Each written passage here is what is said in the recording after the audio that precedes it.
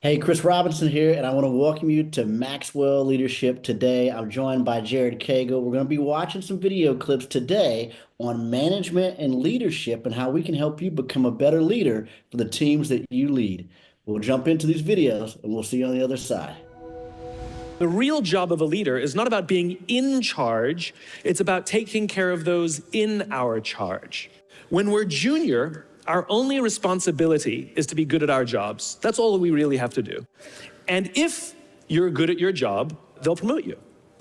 And at some point, you'll get promoted to a position where we're now responsible for the people who do the job we used to do, but nobody shows us how to do that. We have to go through this transition of being responsible for the job and then turning into somebody who's now responsible for the people who are responsible for the job. We all have the capacity to be a leader. Doesn't mean everybody should be a leader, and it doesn't mean everybody wants to be a leader.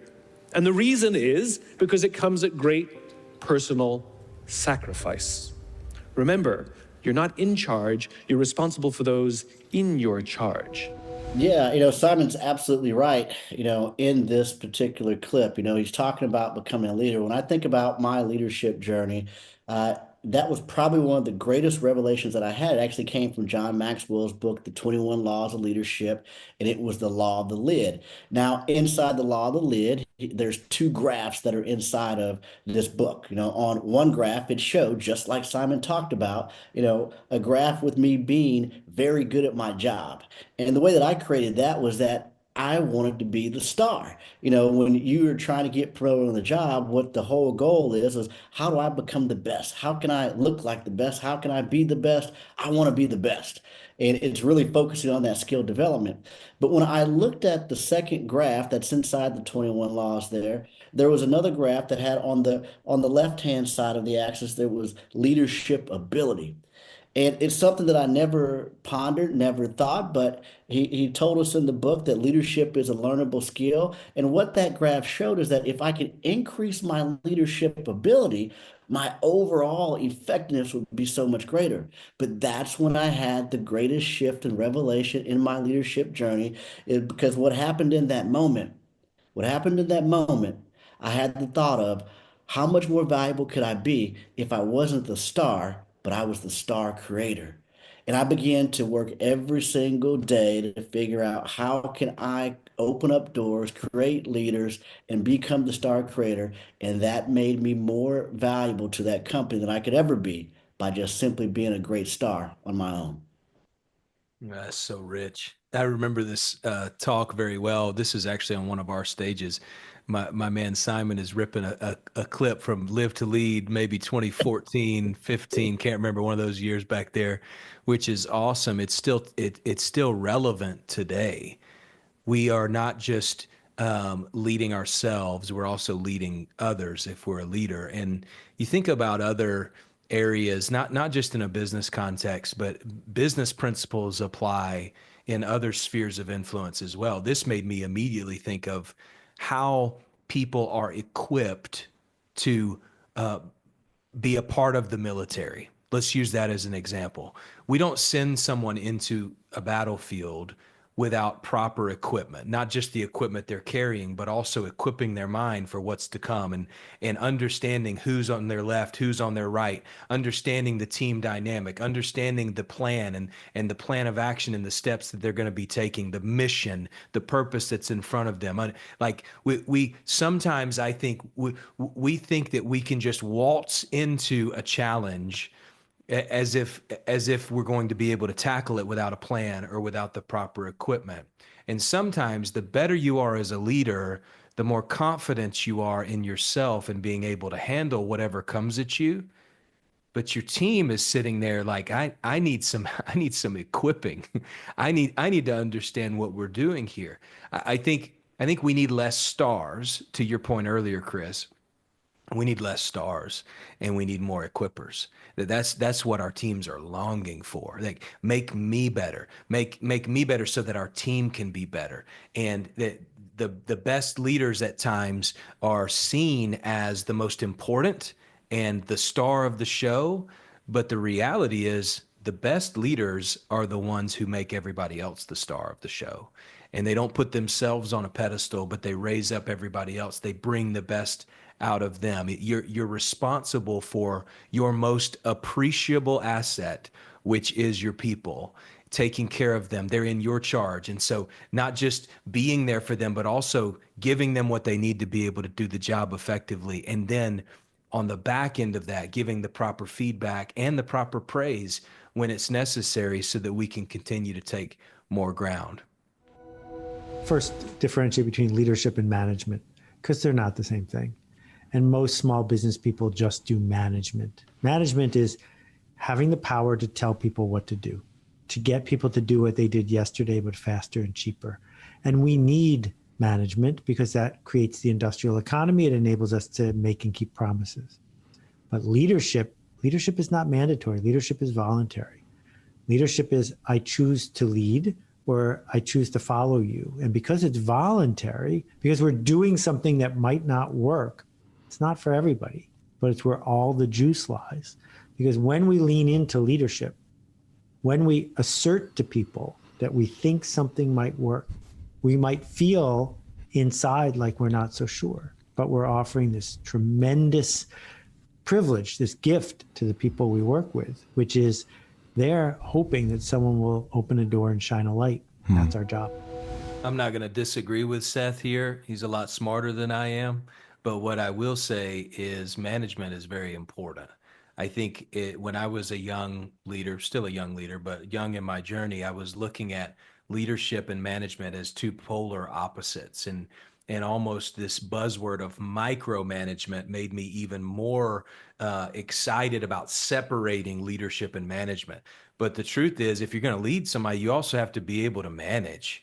And we don't need to throw out principles of management from our leadership style in an effort to make sure we're not micromanaging anyone. The truth is, the best leaders that I've had did walk alongside of me and did have practices in place for management.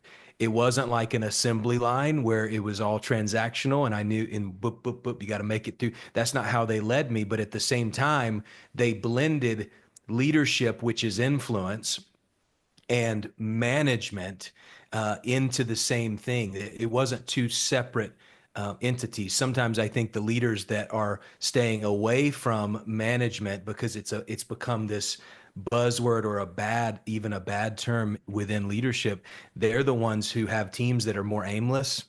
They're the ones who have teams that aren't really sure where they're going or how they're going to get there. They might waste a little more time. They might be really busy but not accomplishing much. At the end of the day, we do have to understand how to manage according to the vision, the purpose, the direction that we have, and the vision that we're casting. It's very important to be able to do both. So when it comes to leadership versus management, I don't think that they're mutually separate or you have to separate these two things. The way I define them is when I look at leadership, I think about people. When I think about management, I think about processes and system. Both of those are critical to leading the organization and getting the results that you want. But some people look at that management of, oh, that's bad, but it's not necessarily bad. You just have to redefine it. It's a process and system. And we have to understand that it takes people, it takes processes, and it takes systems to get the results that we want. How do I get my employees to work as hard as I do? My reply on email, to make them equal partners. The way I think about getting team members on board is by caring more about their needs than mine. Most operators and business owners think that just because they pay someone that they should be doing what they want them to do. I think this is an incredible, vulnerable framework. People talk about wanting their employees to be loyal, yet they're not loyal. I think we have audacity at the ownership level, at the leadership level. The way I do it is through empathy and compassion and putting myself in their shoes and asking why would they want to be on board. I reverse engineer their emotional graph, and then on an individual basis, I try to understand where they are on their journey. I think this is probably one of the best clips that I've seen by Gary Vee to talk about. Honestly, I really do. I do. Solving how do I get people to work as hard as I do? I make them partners. I mean, my goodness. And if I think about the organizations that I've been a part of where I've had the greatest buy-in, it's when I've had a stake in the deal. When I've had a stake in the deal, Strong. when it's just for a check or it's just for the thing, well, it's just another thing. John teaches us that, all followers ask three questions, and I think Gary touches on these in here, but all followers ask three questions. Number one, can I trust you? All right. Number two, can you help me? Number three, do you care for me? Now, Mm. if you violate one or more of those three things, then you have a person not follow you. Or if you can get a yes to those three things, you're going to have people come along with you. But if you add on, hey, now you get a piece of the pie with it, and you are an equitable partner, and you get a piece of that pie, I'm telling you that loyalty can go off the charts. That's so good. When I first heard this, I was gonna be like, lead by example. How do you get people, how do you get people to work as hard as you? Be the example. Show them how to do. And then he just quickly turned my paradigm. He's like, make him an equal partner. Like, Right. so even leading by example to someone who's not at the same level as you, there's a disconnect there. Level both in the organization, but also in compensation and financially. Think about it this way. And this is raw because I'm telling you, I was going to answer this different until Gary Vee kind of switched my paradigm around a little bit. You got somebody on your team making 45 grand and you expect them to work as hard as you when you're making 250? No, it's Yeah. not going to happen. Well, they need to be working for the job that they want one day. I get it. Listen, I made 25 grand starting out and I was working hard. I was trying to push my way up. But let's be honest, today I'm not making 25 grand. I'm making a lot more than that. And I'm working a lot harder than that. We can't force buy-in on someone that doesn't have the same level of buy-in, that doesn't have the same level of reward. And I think this is really interesting because we're really quick to slap the label of no work ethic, lazy, not especially on the next generation. This is fascinating. Not ready to work, don't understand how to work, lazy. What does it look like to give them stake in the game, Chris? What does it look like to make them a little bit more? I mean, buy-in by definition means they have to be bought in. Right. We give them a little more stake. Right. Right. I love it. I love it.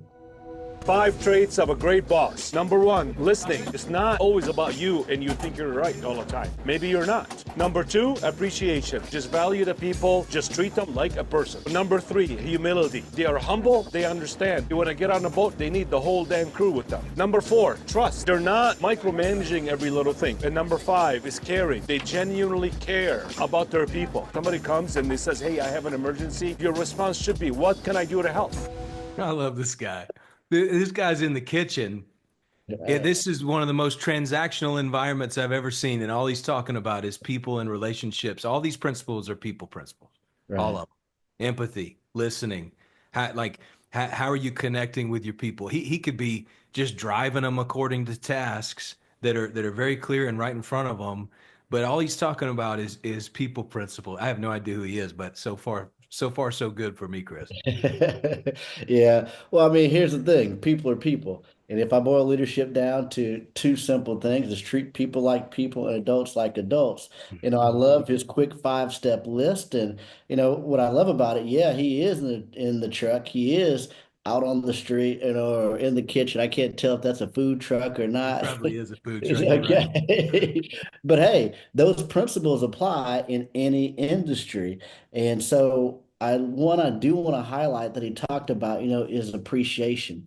And appreciation in two formats, because I think a lot of people get this wrong because they think that, if I show someone appreciation for what they do, then that's good.